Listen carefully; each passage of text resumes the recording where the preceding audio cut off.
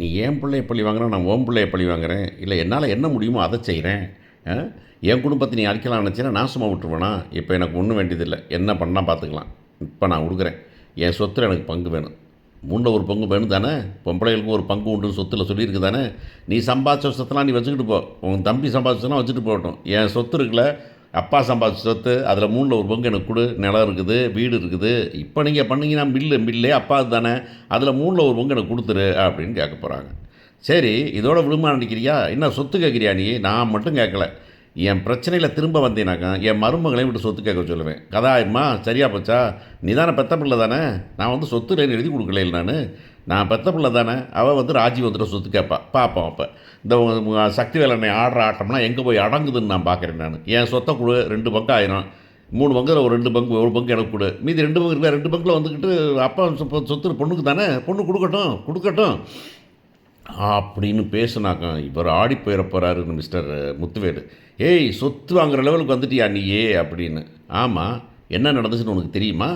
உன் தம்பி என்ன வேலை பண்ணாருன்னு தெரியுமா அப்படின்னு கேட்க போகுது. உடனே என்ன அப்படின்னு கேட்டாக்க தான் சொல்ல போகிறாரு. என்ன பண்ணுறாருனா, சக்திவேலு என்ன பண்ணுறாரு, நம்ம பாக்கியத்தை தேடி போகிறார். பாக்கியத்தை தேடி போய் இங்கே வேறு இப்போ கதிரும் ரோஜ் ராஜி வேறு சென்னைக்கு போயிட்டாங்க. இந்த டைமில் பேசுகிறதுக்கு வேறு ஆள் இல்லை. அதனால் நேராக போய் என்ன பண்ணுறாருனாக்கா மயிலை பார்க்குறாரு. மயில் வந்துக்கிட்டு இங்கே நம்ம மீனாட்ட பேசிட்டு அழுதுட்டு வராங்க. என்னம்மா போயிட்டு வர, எங்கே விட அப்படின்னா, மீனாவை தான் பார்த்து கேட்க போனேன். வீட்டில் யாருமே என் ஃபோன் எடுக்க மாட்டேங்கிறாங்க. எல்லோரும் நான் ஃபோன் எடுத்தாவே என்னை பிளாக் பண்ணிடுறாங்க. அதனால் மீனா ஆஃபீஸில் போய் பார்க்க போனேன் காலையில். அவள் மீட்டிங்கிட்டா, அதனால் ரொம்ப நேரங்கழிச்சு இப்போ தான் பார்த்தேன். பார்த்துட்டு கேட்டேன், எனக்கு என்ன மாதிரி பண்ணுன்னா, இல்லை நான் ஒன்றும் பண்ண முடியாது அப்படின்னு சொல்கிறா அப்படின்னு. ஆமாம், அவள் என்ன சொல்லுவாங்க, எல்லாம் குடும்பமே அப்படி தாம்மா இருக்குது அப்படின்னு. ஆமாம், நீங்கள் கூட தான் எங்களை ஏமாற்றிட்டீங்க. எங்களுக்கு வந்துட்டு எங்கள் அம்மா சொன்னதை கேட்காம எங்களுக்கு எகென்ஸ்டாக பேசிட்டீங்க. உங்களை நம்பி தான் நாங்கள் போய் எங்கள் அம்மா ஒரு சில பொய்யெல்லாம் சொன்னாங்க. பொய் தான் சொன்னாங்க, ஆனால் ஏதோ ஒன்று நான் போய் சேர்ந்துருப்பேன்ல என் புருஷன்ட்ட, அதை கெடுத்து விட்டீங்கல்ல நீங்கள் அப்படின்னு. ஏம்மா, எனக்கு கெடுத்துன்னு நினைக்குமா? உங்கள் அம்மா தான் அவசரப்பட்டு என்கிட்ட வந்து பேசியிருக்கலாம். ஒரு பஞ்சாயத்து பேசி முடிச்சு விட்ருப்போம் நாங்கள். இதை விட்டுட்டு உங்கள் அம்மா எங்கள்கிட்ட சொல்லாமல் கொள்ளாமல் போய் இப்போ அதில் போய் நம்ம போலீஸ் ஸ்டேஷனில் சொல்லி என்ன தான் இருந்தாலும் ராஜி வந்துக்கிட்டு சண்டை போட்டு போனாலும் எங்கள் அண்ணன் மக தானே, நாங்கள் வளர்த்த பிள்ளை தானே. அதை வந்து நாங்கள் வேணால் எய்த்த வீட்டில் வச்சுருக்கிறோம், வச்சுக்கிறோம். ஆனால் வந்து போலீஸ் ஸ்டேஷனில் போய் பொம்பளை பிள்ளை நிற்க வச்சா அவர் கோவம் வரத்தானே செய்யும். சரி, எங்கள் அண்ணன் கோவப்பட்டு மகளுக்கு போகும்போது இல்லை வேணான்னு சொன்னால் அப்புறம் நான் துரோகி ஆகிட மாட்டேன்னா, அதனால் எனக்கு வேறு வழி இல்லை, அதுதான் சொல்ல வேண்டியிருந்துச்சு நான் அப்படிங்க போகிறார். உடனே எங்கள் அப்பா என்ன பண்ணுறதில்ல, என் வீட்டில் விட மாட்டேங்கிறாங்க. இப்போ எங்கள் அம்மாவும் போய் சொல்லி எல்லாத்தையும் போலீஸ்க்கு கொண்டு போனதில் இப்போ வந்துட்டு இவங்க கம்ப்ளீட்டாக என்னை ஒதுக்கிட்டாங்க.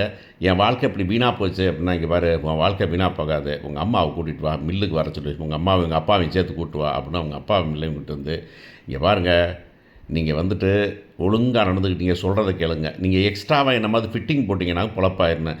ஆமாம், நீங்கள் தான் வந்துட்டு அன்றைக்கி சொல்லிவிட்டு கோர்ட்டில் வந்து மாற்றி சொல்லிவிட்டீங்களே சார் அப்படின்னு அவர் சொல்ல போகிறாரு. மாற்றி சொன்னோம்னா எப்படி சொல்லாமல் விடுவான்?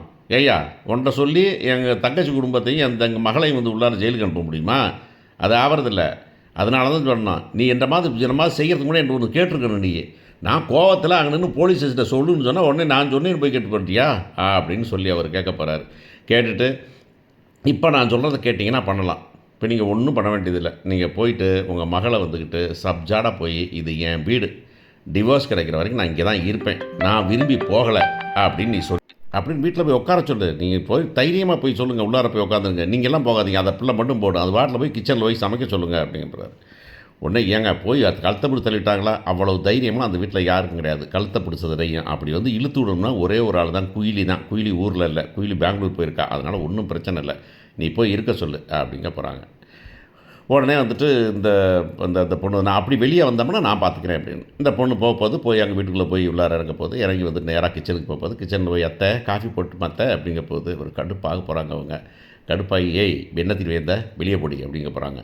இல்லைத்த நான் இல்லை வெளியே போ அப்படின்னு சொல்லிட்டு போகிறாங்க. கரெக்டாக வந்துக்கிட்டு இந்த நம்ம நம்ம கோபதியை கையை பிடிச்சி இழுத்து தரதானு இழுத்துட்டு வர போகிறாங்க. எல்லோரும் என்ன கேட்க போகிறாங்க, விட்டாங்க. அந்த அப்பா அம்மா வெளியே நிற்க போகிறாங்க.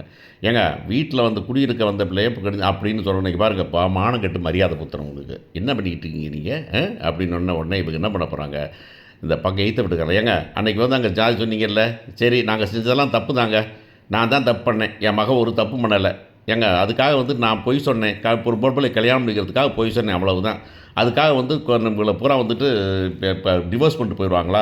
ஏங்க நீங்களாச்சும் சொல்லக்கூடாதா நீங்கள் அப்படின்னா சக்திவேல் மட்டும் வர போகிறாரு. சக்திவேல் வந்து சொல்ல போகிறாரு. இப்போ முத்துவேல் இருக்க மாட்டார். சக்திவேல் வந்து எப்போ ஏங்க ஏதாவது சொல்கிறாங்கல்ல, என்னது என்ன இருந்தாலும் பொம்பளை பிள்ளை ஆகி போச்சு. நீங்கள் உங்கள் பொம்பளை பிள்ளைங்கன்னா இப்படி பயந்தீங்க நீங்கள் இந்த குமாரை வச்சுக்கிட்டு. அந்த மாதிரி தான் ஒரு பொம்பளை பிள்ளை வாழ்க்கை பேசாமல் சேர்த்துக்கங்க அப்படின்னு சொல்லப்படுறாரு. ஏன்னா என்னடே நீ சொல்கிற அப்படின்னாக்க என்ன சொல்கிறேன், ஏன்னா ஒரு பொம்பளை பிள்ளை வாழ்க்கைனா வீணா தெரியா போச்சா உங்களுக்கு? உங்களுக்கு கையில் வீட்டில் ஒரு பொம்பளை பிள்ளை இருக்குதுல்ல, அதை விடுவீங்களா நீங்கள்? அவங்க இப்போ ராஜியை விட்டு கொடுத்தீங்களா? ராஜி அவ்வளோ பிரச்சனை கல்யாணம் முடிச்சு வச்சுக்கிட்டீங்களா நீங்கள்? ராஜி ஏன் கல்யாணம் முடிச்சுக்கிட்டீங்க? இவ்வளோ பிரச்சனை இல்லையும் சொத்து வேணும் தான் கல்யாணம் முடிச்சிங்க. இந்த பிள்ளை சொத்து இல்லைன்னா அனுப்பி விட்டுருவீங்களா? அப்படின்னா நான் எல்லாம் ஊரில் சொல்கிறது சரி தானே, நீங்கள் காசுக்காக என்ன வேணாலும் செய்வீங்க தானே அப்படின்னு பேசினாங்க. சுற்றி இருக்கவங்கலாம் ஒரு ஆள் செட் பண்ணி வச்சு எல்லாத்துலேயும் பேச போகிறாரு. எல்லோரும் சேர்ந்துட்டு ஏமா வீட்டில் குடும்பத்தை வைக்குமா அப்படின்னு இந்த பொண்ணு கடுப்பாகி கபால்னு கிளப்பிங்க பாரு, இந்த வேணாம் மரியாதையே வேண்டாம், என் பிள்ளைங்க வரட்டும் என் புருஷன் வரட்டும், போ நீ முதல்ல கிளம்பு முதல்ல. அப்படி பேசணுமா நம்ம போலீஸ் ஸ்டேஷனில் பேசிக்கலாம், இல்லைன்னா நாளைக்கு கோர்ட் வருது கோர்ட்டில் பேசிக்கலாம். இல்லை நீ ஏற்கனவே பண்ண பிரச்சனைக்கு போலீஸ் ஸ்டேஷனில் போய் இப்படி நகையை பார்த்துட்டு இப்போ எனக்கு கோர்ட்டில் கேஸ் இருக்குது, ஆனால் இங்கே வீட்டில் தகராறு பண்ணுறீங்க அப்படின்னு நான் உள்ளார பிடிச்சி உங்களை போட்டுறேன் குடும்பத்தில். ஏற்கனவே நாங்கள் மரியாதையாக விட்டோம் அந்த நகை விஷயத்தில். இப்போ போய் அந்த அம்மாக்கிட்ட சொன்னால் கூட நகை விஷயத்தில் நாங்கள் கேஸ் கொடுக்குறோங்க, எங்கள் மேலே பொய்யா பழி சொன்னாங்கன்னு கேஸ் கொடுக்குறோம் அப்படின்னு சொன்னாங்க. தூக்கி போட்டு உள்ளார போட்டுருவாங்க, மரியாதை ஓடி போயிருங்கன்னு வெட்டிட போகிறாங்க. வெட்டிட்டு வீட்டுக்கு வந்து இருப்பார், பேச போகிறாங்க. மீனா சொல்ல போகிறாங்க, இங்கே பாருங்க அத்தை, இது யாரெல்லாம் பண்ணுறது யார் தெரியுமா? உங்கள் அண்ணன் தான், சின்ன அண்ணன் தான் பண்ணிகிட்ருக்காரு அந்த வேலையை. நீங்கள் அவரை பயமுறுத்தலைனாக்கா ஒன்றும் ஆகாது. அப்படின்னா என்ன பயமுறுத்தணும் அப்படின்னாக்கா, நீங்கள் பாருங்கள் மாமா கோவிச்சுக்காரு, ஆனால் மாமாட்ட சொல்லிடுவோம் அப்படின்ட்டு, மாமா அவங்கள மிரட்டணும் மாமா, இல்லைன்னு வச்சுக்கோமே அவங்கள தூண்டி விடுவாங்க, திருப்பி நம்ம ஜெயிலுக்கு போகணுருக்கோம், அதெல்லாம் ஆகிறதில்ல. அதனால் ஒரு பேச்சுக்குனாலும் ஒரு மிரட்டல் விட போகிறோம். என்ன மிரட்டல் விட போகிறீங்க அப்படின்னாக்கா, இப்படி பண்ணுறோம் அப்படின்னு சொல்லிட்டு செய்யணும். ஆனால் வழக்கம் போல் மீனான வரதையும் சொல்ல மாட்டாங்க. சொல்லாமல் என்ன பண்ண போகிறாங்க, அத்தை நீங்கள் பாட்டில் ஒரு நோட்டீஸ் கொடுங்க அத்தை, ஒரு வக்கீலை பிடிக்கத்த அப்படின்னு சொல்லிட்டு ஒரு வக்கீலை பிடிச்சிட்டு வந்து நோட்டீஸை போட்டு இப்போ ஒரு நோட்டீஸ் அனுப்புறது சொல்லுவாங்க இல்லையா, இந்த மாதிரி நான் எனக்கு அப்படின்னு சொல்லிட்டு வீட்டுக்கு போகிறாங்க. அந்த வீட்டில் ஒரு வக்கீலோட கூப்பிட்டு போகிறாங்க. கூப்பிட்டு உள்ளார போனோன்னே அங்கே எல்லாம் உட்காந்துருக்க, முத்துக்குமார் உட்காந்துருக்க, ஏய் எதுக்கு வீட்டுக்குள்ளே வந்த அப்படின்னு அவர் சக்தியில் இருப்பார். வரேன் உரிமையாக வந்திருக்கேன், பார்த்து கூரை யார் வந்துருக்க பார்த்தீங்களா, வக்கீல் வந்துருக்குறாங்க. என்ன வக்கீல் கூட என்ன பண்ண போகிற அப்படின்னா, நானும் சொல்லி பார்த்தேன், பொறுமையாக இருந்து பார்த்தேன், நீ என் குடும்பத்தை கெடுக்கலான்னு பார்க்குற சக்திவேலண்ணே, முத்துவேலண்ணே நீ வாயை திறக்கலை, அதனால் நான் என் மருமக எல்லாம் கஷ்டப்பட வேண்டியிருக்கோம். அதனால் என்ன பண்ணுறேன், நான் உங்களுக்கு டிட் ஃபார் டேட்டு, எங்களுக்கு கோர்ட்டுக்கிட்டு போகிறதுக்கு காசு வேணும்ல, அதனால் என்ன பண்ண போகிறோம் அப்படின்னாக்கா, ஏன் சொத்தில் எனக்கு பங்கு விடுங்க. என்னது ஓ சொத்தா அப்படின்னா, அம்மா நானும் இந்த வீட்டு தானே பிறந்தேன், பர்த் சர்டிஃபிகேட்டில் என் பேர் இருக்குதுல்ல, நானும் இந்த வீடு தானே, பொம்பளை பிள்ளைங்களுக்கு ஊரில் பங்கு உண்டுல்ல, 3 சொத்தை 3 போட்டு எனக்கு ஒரு பங்கு கொடுக்க சொல்லுங்க. ஒரு பங்கு உனக்கு, ஒரு பங்கு தான் மொத்தம் தான், உனக்கு 3 பிள்ளை தானம்மா, 3 பிள்ளை எனக்கு ஒரு பங்கு கொடுக்கணும் அப்படின்னு. ஓ ஒரு பங்கை வாங்கிட்டு போயிடுறேன், ஒரு பங்கு வாங்கிட்டு போகிறேன்னா யார் சொன்னா, ராஜி மெட்ராஸ் போயிருக்கிறா, வந்தோடனே அவங்க அப்பா சொத்தில் பங்கு கேட்பா அப்படின்னு சொன்ன உடனே ஷாக் ஆகி நிற்க போகிறாங்க. பார்ப்போம் இப்படி